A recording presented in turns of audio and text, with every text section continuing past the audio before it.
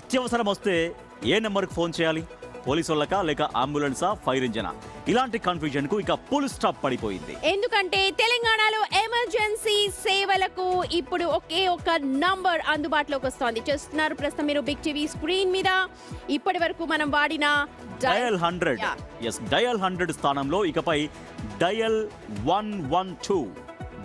112 అనేది అధికారికంగా అమల్లోకి వచ్చింది. గుర్తుపెట్టుకోండి అందరూ, డయల్ 100 కాదు, డయల్ 112.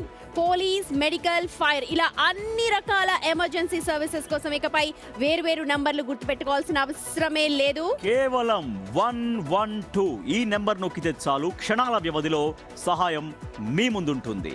సో యూనివర్సల్ అప్లికేషన్ అన్నమాట. మీకు ఏదన్నా ఆపద వస్తే, రోడ్డు మీద ప్రమాదం కావచ్చు, ఫైర్ యాక్సిడెంట్ కావచ్చు, పోలీసుకి సంబంధించి ఏదన్నా సరే, ఇట్స్ ఎ యూనివర్సల్ నంబర్ 112.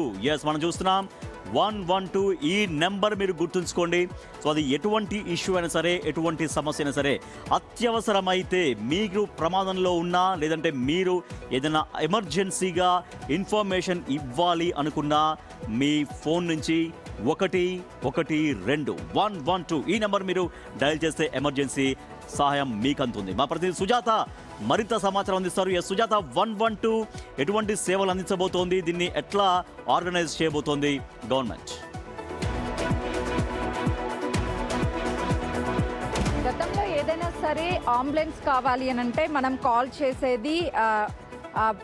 చేసే వాళ్ళము 108. ఆ తర్వాత పోలీస్కి సంబంధించి 101కి కాల్ చేసే వాళ్ళ, 101 ఫైర్కి కాల్ చేసే వాళ్ళము, తర్వాత 100కి కాల్ చేసేవాళ్ళం. కానీ ఇప్పుడు కన్ఫ్యూజ్ కాకుండా ఉండేందుకు 221కి కాల్ చేస్తే మనకి ఫైర్ కావచ్చు, లేకపోతే యాక్సిడెంట్స్ అయినా కావచ్చు, లేకపోతే ఇంకే పోలీసుకి సంబంధించినటువంటి ఫిర్యాదు కావచ్చు, ఈ అవసరాలకి ఒకే నెంబర్ అందుబాటులోకి రావడం వల్ల ప్రజలకి మరింత దగ్గరగా ఇటు అధికారులు అందుబాటులోకి వస్తారు. రోడ్డు మీద యాక్సిడెంట్ జరిగినప్పుడు చాలా మంది ఎవరికి కాల్ చేయాలి అని చెప్పేసి కన్ఫ్యూజన్ అవుతూ ఉంటారు. అంటే 101కి సుజాత, 112 అన్నది ఒక యూనివర్సల్ నంబర్ గా అయింది. ఇప్పుడు తెలంగాణలో ప్రజలందరూ కూడా ఆ ఒక్క నెంబర్ సేవ్ చేసుకుంటే సరిపోతుంది అంటున్నారు. అలాగే 18 సర్వీసెస్ ఇస్తామంటున్నారు, 24/7 అంటున్నారు. ఒకసారి దాని ఫీచర్స్ చెప్పండి.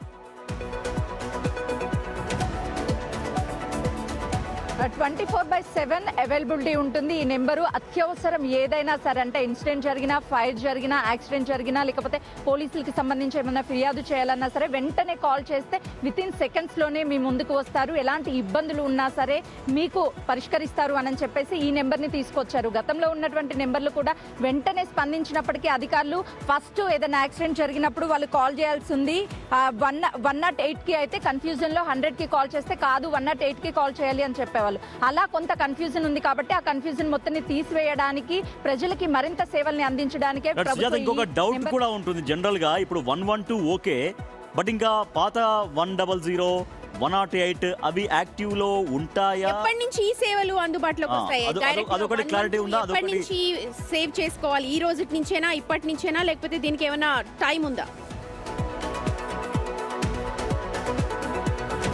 ప్రస్తుతానికి ఉన్నటువంటి నెంబర్లు కూడా పనిచేస్తాయి. కాకపోతే కొంత ప్రొసీజర్ తర్వాత మాత్రమే 112కి ఇప్పుడైనా కాల్ చేయొచ్చు, 108కైనా కాల్ చేయొచ్చు. ఎందుకంటే దేశవ్యాప్తంగా 108కి ఎప్పుడు కాల్ చేసినా సరే అంబులెన్స్కి సంబంధించి కాబట్టి ఎవరైనా సరే కాల్ చేయొచ్చు.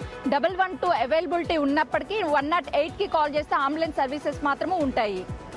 Right Sujatha, thank you. మొత్తానికి రాజేష్, ఇక యూనివర్సల్ నంబర్ ఉండబోతోంది 112. ఇదందరూ 8 రకాల సేవలు, అత్యవసర సేవలు 112. ఎస్, మీరు కూడా గుర్తుపెట్టుకోండి. బిగ్ టీవీ వ్యూవర్స్ కి మేము కూడా చెప్తున్నాం, ఇప్పటి నుంచి మీకు ఎటువంటి అత్యవసరం ఉన్నా కూడా మీరు 112 నెంబర్ కి మీరు డయల్ చేయొచ్చు. అలా అని ఇమీడియట్ గా కాదు, ఈ 100, 101, 108 కూడా పనిచేస్తాయి. కొద్దిగా కొన్ని రోజుల తర్వాత అన్ని కూడా ఒకే అంబ్రెలా కిందకి వస్తాయి. అప్పుడు మీరు ఒకే నంబర్, ఏ సమస్యకైనా సరే ఒకే నంబర్, దట్ ఈస్ 112. కొద్ది క్షణాల్లోనే ఆ ఫోన్ అంటే మీరు కాల్ చేయగానే కొద్ది క్షణాల్లోనే మీకు అత్యవసర సహాయం అందుతుంది. బట్ ఇప్పుడున్నటువంటి 100 అండ్ 108 ఇంకా ఉన్నటువంటి నెంబర్స్ అన్ని కూడా కంటిన్యూ అవుతుంటాయి. బట్ ఇవన్నీ కూడా ఒక సెటరేట్ అయ్యేసరికి కొంత టైం పట్టొచ్చు. బట్ ఫైనల్ నెంబర్ మాత్రం 112 తెలంగాణ ప్రభుత్వం రిలీజ్ చేసిన, డీజీపీ రిలీజ్ చేశారు. కాబట్టి ఈ నెంబర్ గుర్తుపెట్టుకోండి.